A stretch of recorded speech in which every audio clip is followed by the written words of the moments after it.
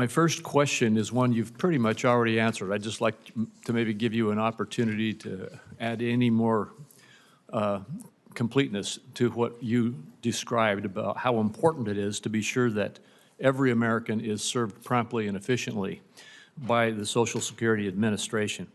As you know, and as we've talked about, for years, individuals seeking assistance from SSA have faced long wait times or even inability to gain access. And the agency is now going under significant organizational changes. Could you just put a little more flavor into what you described as what your objectives are and how you will achieve them to make this agency responsible to the American people?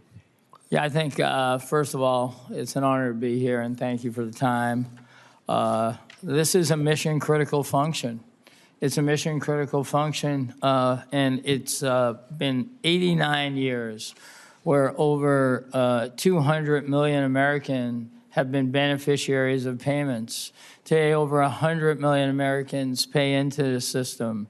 And the ability to receive payments on time and accurately is job one.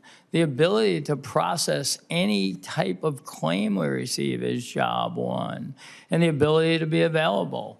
I think we're going to focus on what we need to do to drive the 1% error rate down. That's a very high payment processing error rate. And I think the standard's more 5 decimal points to the right. I think that leads to better accuracy. I believe in running an organization with a multidisciplinary look. We have to deliver great service. We have to run a pristine control environment so we do it right the first time. Efficiency will be the output of those two actions. We must put the beneficiaries first. I think management, this is, according to all the public data I've looked at, this has been one of the less satisfied workforces for many years within all the government agencies. And I think, you know, when you're winning, you feel good, and when you're losing, you feel bad.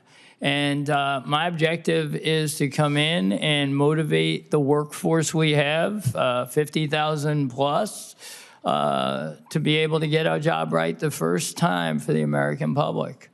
I think, you know, we have talent all over, like any organization, and we have very dedicated people in there. But I think there's been a lot of leadership change. If you look at the history of commissioners, they've turned over quite a bit. I'm committed to a 6-year term and to do a great job for the American public and to be here for you.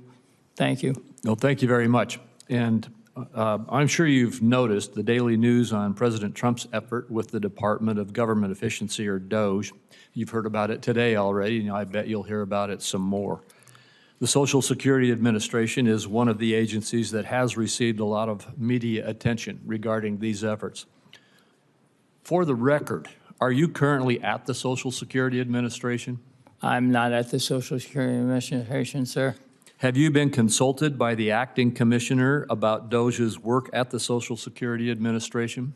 I have not had a conversation about anything with this Social Security Commissioner who's acting right now. Thank you. And during a February 5 interview on CNBC, you voiced your support for DOGE's work generally. Is there anything further you would like to add with respect to those comments?